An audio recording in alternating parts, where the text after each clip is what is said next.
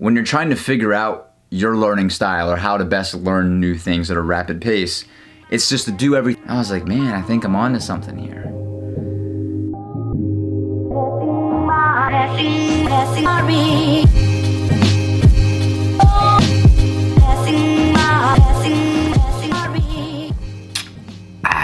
Nothing like a black cup of coffee to start your morning. Good morning. Well, it's morning for me. I don't know what time it is for you watching this, but welcome. I have a class this morning that I'm logging on to right now. It is the extremity lab lecture, so we're going to learn some very cool adjusting moves for the extremities. This lab is a live course, so I have to log into it, and we actually are interacting live within the class. That's all I really have to say. It's a quiet morning. Morning, Stephen. And it's just an easy one I found online. You can pull them up anywhere, okay? So today in the lecture, we're going over TMJ. And TMJ, believe it or not, it's a very common issue, but it is one that can be readily helped through chiropractic care. Reason being is because the mechanism behind TMJ, there's three muscles that are involved, the three muscles of mastication. You have the masseter, the temporalis, as well as the pterygoid lateral and medial that sits right about there. Help you stabilize and control the function of the jaw and the TMJ. And so whenever you get TMJ issues, there's also a cartilage plate in there that starts to get wore and torn. You get a lot of inflammation and structural damage to that cartilage plate, and that creates a lot of these symptoms of TMJ. And so with chiropractic care, the aim is to restore the balance of this musculature as well as the alignment within the cartilage plate, the cartilage disc there.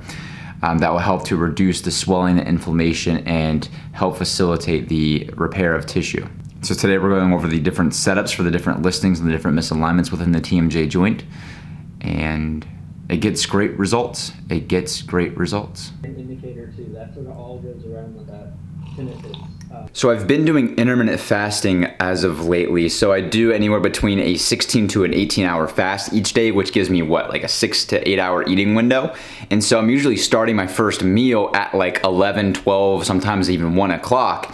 And then I'll usually go until either after dinner, which is like 6, 6:30, or some nights I'll splurge and have my frozen blueberries late at night. And so with the start of the meal, it's kind of like I'm sort of confused with what to eat to start my day with, because it's like, it feels weird just jumping right into lunch, but at the same time, it's way too late to have breakfast. So my first meal of the day has been kind of weird lately. To see, we still have the leftovers from that beef stew, and then I went ahead and put an over easy egg on top, so we get that little runny factor. Oh yeah. So I don't know. That way I still feel like I'm having breakfast with the eggs, but yet I'm having lunch with the beef stew. I tell you guys, it's getting kind of weird here in this quarantine.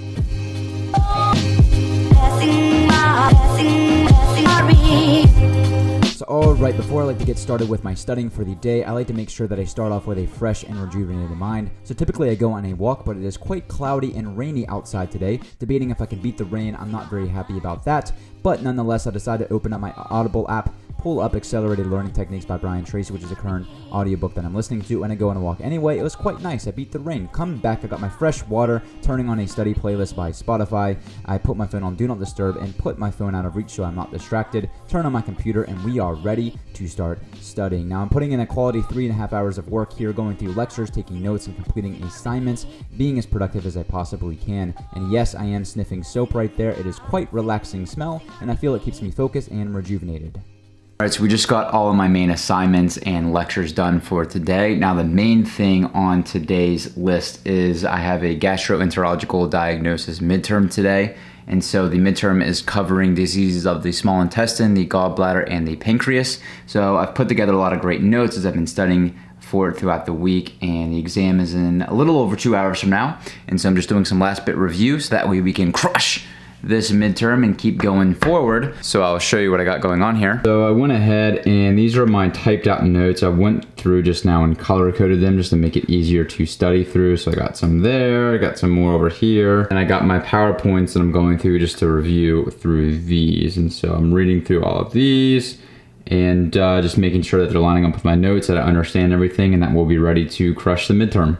All right, so just took the exam for gastroenterological diagnosis. It went very well. I did very well. I got a really good grade. So the time is currently 3:55 p.m. on the dot. I got a lot of work done today, and I'm proud of the work that I got done today, but it took a little bit longer than I thought. So a lot of other things that I need to get done today are kind of getting shifted and moving around. So I'm gonna have to sit, relax for a moment, ease my mind, and then we got a game plan for how we're gonna tackle the rest of this day. With a little bit of tuna, a lot of lettuce, some Spanish extra virgin olive oil, and some dark espresso balsamic vinegar with some figs. As you see, the schedule's never gonna go how you planned it. At least for me, I can never plan my schedule and then it works completely to that. I never like to be a slave to your schedule. That's so good. A little fig. Delicioso. So you never want to be a slave to your schedule. You want your schedule to work for you, and with that, it makes sense to have full control of your schedule and to be able to imbibe and move it around as needed to make it work for you. I also didn't plan that I'm eating lunch at 4 p.m., but here we are. So what we know, Nick, is that even though that you're not showing any nerve pressure there in the low back region, we do that the nervous system is all interconnected. And if you have nerve pressure at any level in the spine, it can affect all the nerves below that, because the nerves that are still going to your low back also have to run through your cervical spine. So the fact that we are seeing some interference up there in the neck region tells us that it can definitely be a cause of some of your problems there in the low back region. And so what we want to do, Nick, is we want to find the area where the nerve pressure is and work on those areas and allow the body to heal itself. Does that make sense? Yeah, that's awesome, Steve. What is this, Mom? This is sole. Actually, it's pan-cooked sole with German potato salad and cucumber salad. Wow, soul. Soul for the soul. That's right. So we had Monday mindset, then textbook Tuesday. Today is Wine Wednesday. Cheers. This is a lovely little rosé, floral, lemon peel scent, delicious. You know, my favorite class that I ever took in undergrad was a wine tasting class. True facts. I learned so much. Pretty heavy tearing. Let's try.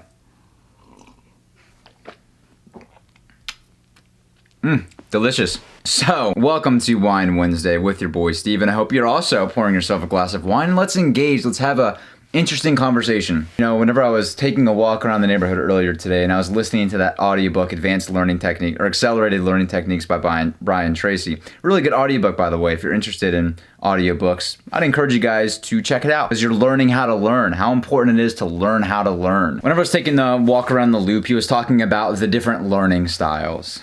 So you have your basic learning styles, right? Your visual learner, your auditory learner, your kinesthetic or physical learning. And I don't know about you guys, but you know, growing up through school and like grade school and all that, they always like tell you, you know, you always hear these students be like, oh, I'm an auditory learner, I'm a visual learner, I'm a kinesthetic learner. And I'm like, how do you know? Like, how do you know? Is it really that simple? Like, is your brain just like visual and that's it? Like, is it really like, are you really that dominated to where like you have a preferred learning style? Like, to me, I was always just like, I don't know, I just learn stuff. It's the same thing with like those personality types. You know, they try to tell you like, I'm an extrovert and I'm an introvert, or then they have these, I'm an ENTP and I'm a hologram number, I don't know. And then I say, oh, I'm definitely a big 1 and a 5. And they're like, that's not even the right combo. And I'm like, what does that even mean? I don't know. Like, am I really just a label this? Like, are we really just labels and letters and numbers? I don't know. To me, you're a much more complex human being. Anyway, whew. But listening to it today, something kind of clicked in my brain that I'm really giving it some thought, and I want to share it with you guys. So in this stage, now he tells me that he's going to teach me which type of learner I am. Now, will I actually learn it? Time will tell. He was saying when you're trying to figure out your learning style or how to best learn new things at a rapid pace, it's just to do everything extra. Meaning do all the extra stuff that it takes, whatever you gotta do it just so you can learn the material. And what he meant by that was like, you know, traditionally learning, it's, oh, I'm gonna read this book, or I'm going to watch this video, or I'm going to listen to this person speak, or listen to this lecture. And so that's like the basic primitive things, or either like seeing it, you're reading it, or you're actually doing it. He was saying, well, while you're engaging those activities, do as much as you can to stimulate your brain while you're doing it, to at least facilitate the learning process, to fire your brain in different ways, and then you'll kind of figure out over time what things trigger your brain better to learn material faster. So he talked about like for visual learning, what does it mean to do extra stuff while you're learning visually? And so he talked about whenever you're reading, to be underlining key terms, drawing pictures, using different colors for writing notes on the side margins, highlighting and stuff like that. And then even while you're reading, to be able to stop and then visualize what you're learning and then picture it in your mind. I have it written down here. Well, whenever you're doing an audio learning, try to read it out loud, because reading what you're listening to out loud has twice the impact on the brain. I guess there's a lot of research on that. So, and it also explaining it, what you're learning to someone else.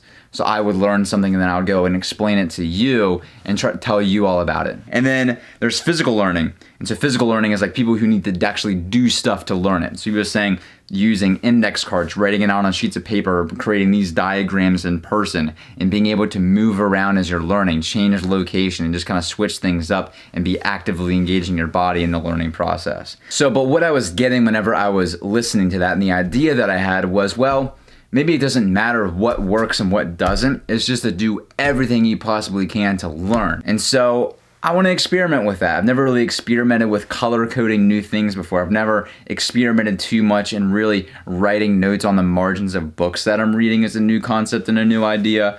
Or, you know, even things like speak while I'm listening to lectures. Like here online, I can actually verbalize lectures as I'm listening to them. And just interesting things. And I'm like, man, that's kind of cool. Because I do all these learning styles, maybe it's just to take it to the next level. Throughout school, I've always felt that we grow up in this system where we're just taught to regurgitate the material.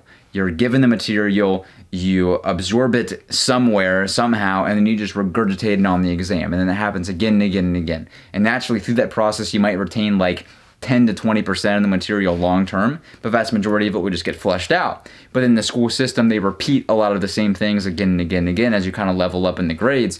So it's like by the time you hear it 5 times, if you retain 10 to 20% of it, well, you probably get the concept by that point. And I've always been against it because I'm all about like real application skills. And that's been a big thing on my mind now that I've been in chiropractic school. It's like, man, I don't want to waste my time learning stuff that I don't need to know. Like I want to learn something and just not learn it just to pass an exam with. I want to learn something knowing the exact circumstance where it's going to pay off by knowing that thing. And I've talked about before, like how I didn't like microbiology because it least applies probably to what I do out of a lot of the basic science courses we take in school. But then I thought about it as I was listening to this book and I'm like, man, you know what? There's probably a big scenario where like learning the great deal about microbiology will actually come in handy in a couple of different scenarios in my practice. I mean, think about this COVID situation. Having the basic fundamental concepts of microbiology can play a huge role in just the understanding of that. Or someone comes in with some bacterial or parasitic infection and you're explaining to them the process of how it works. Or you may suspect someone has some type of infection and you can be that little smart guy that's just like, I know what that is because I already learned it in school.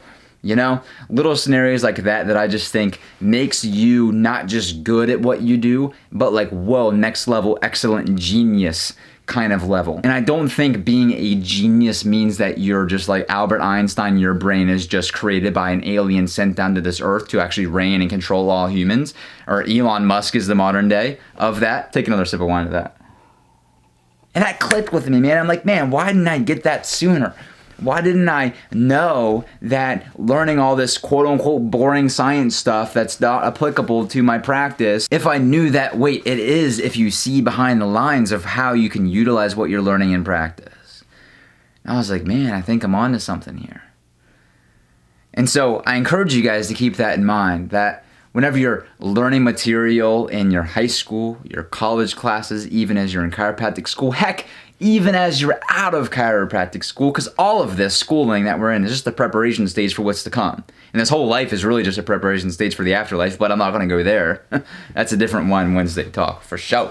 School is all a preparation stage, and the truth is your education doesn't end right after the school. I like to think of it that, man, once I graduate chiropractic school, like that's when I'm really going to be learning. But I can plan for the future by taking these concepts and what I'm learning and be thinking about how I'm going to apply this in my future life and in my future practice and how this can benefit me and provide a huge return to other people. And how can I learn this information so I can be of service to other people? That's really what it's all about. You guys know this, like I'm obsessive with helping you guys succeed in all facets of your life. That's what I'm about because I want more successful chiropractors because I think chiropractic's freaking amazing. And I think if we really, really strive for excellence, we can just transform the world and transform the health in ways that we probably don't even fully comprehend yet. This is fun, guys. I don't drink that often, and so when I have a glass of wine, I get crazy. And you guys might be like, Steve, is this real? Like, do you really engage in conversations like this? And the truth is, yeah. If you were sitting in the room with me right now, we got you another one of these leather chairs. You're sitting across from me in my little library. We'd be having this exact same conversation. Because I love talking about stuff like this. So I hope you enjoyed it. Cheers! Wine Wednesday, hashtag.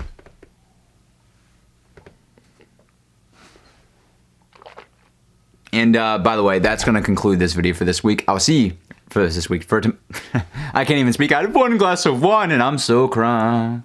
That's going to conclude it for this video. I will see you guys tomorrow. I love you guys.